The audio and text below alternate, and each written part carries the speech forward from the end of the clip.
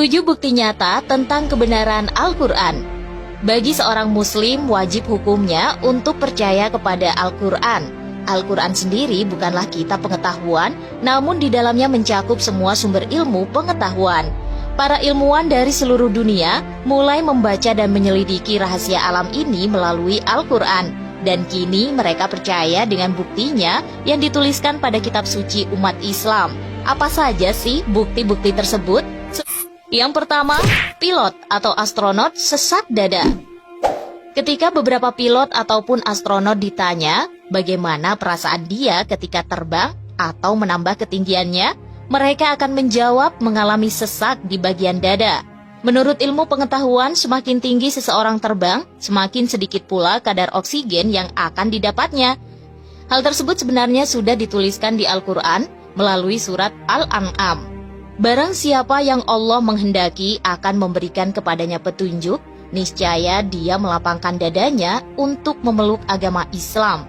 Dan barang siapa yang dikehendaki Allah kesesatannya, niscaya Allah menjadikan dadanya sesak lagi sempit, seolah-olah ia sedang mendaki langit. Begitulah Allah menimpakan siksa kepada orang-orang yang tidak beriman.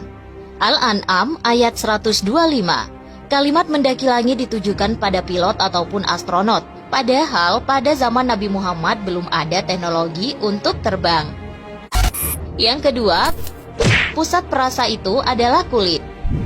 Ilmu pengetahuan modern mengungkapkan jika pusat kepekaan terhadap rasa sakit dan lainnya terletak pada kulit. Semisal jarum suntik akan terasa menyakitkan ketika menyentuh kulit. Dalam Al-Quran juga membenarkan hal tersebut. Sesungguhnya orang-orang yang kafir kepada ayat-ayat kami, kelak akan kami masukkan mereka ke dalam neraka. Setiap kali kulit mereka hangus, kami ganti kulit mereka dengan kulit yang lain, supaya mereka merasakan azab. Sesungguhnya Allah Maha Perkasa lagi Maha Bijaksana. Quran Surat An-Nisa ayat 56. Yang ketiga, nebula atau teori Big Bang.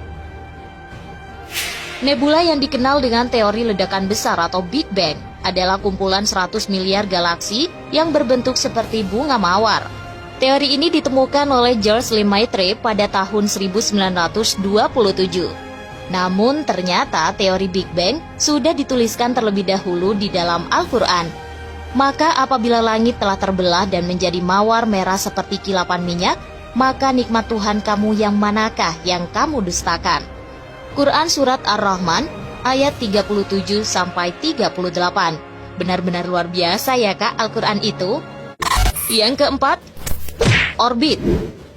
Dalam fisika, suatu orbit atau garis edar adalah jalur yang dilalui oleh objek di sekitar objek lainnya di dalam pengaruh dari gaya gravitasi. Seperti bintang, planet, dan bulan berputar pada sumbunya dalam sistemnya, dan alam semesta yang lebih besar bekerja secara teratur. Semuanya bergerak pada orbit tertentu. Di Al-Quran sudah tertuliskan sejak lama loh Kak.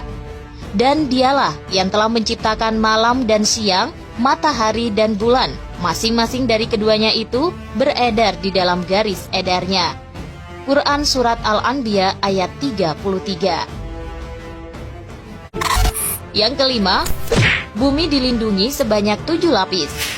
Bumi tempat kita berpijak dilindungi oleh 5 atmosfer yang bergantung pada suhu, yaitu lapisan troposfer, stratosfer, mesosfer, termosfer, ionosfer, eksosfer, dan magnetosfer.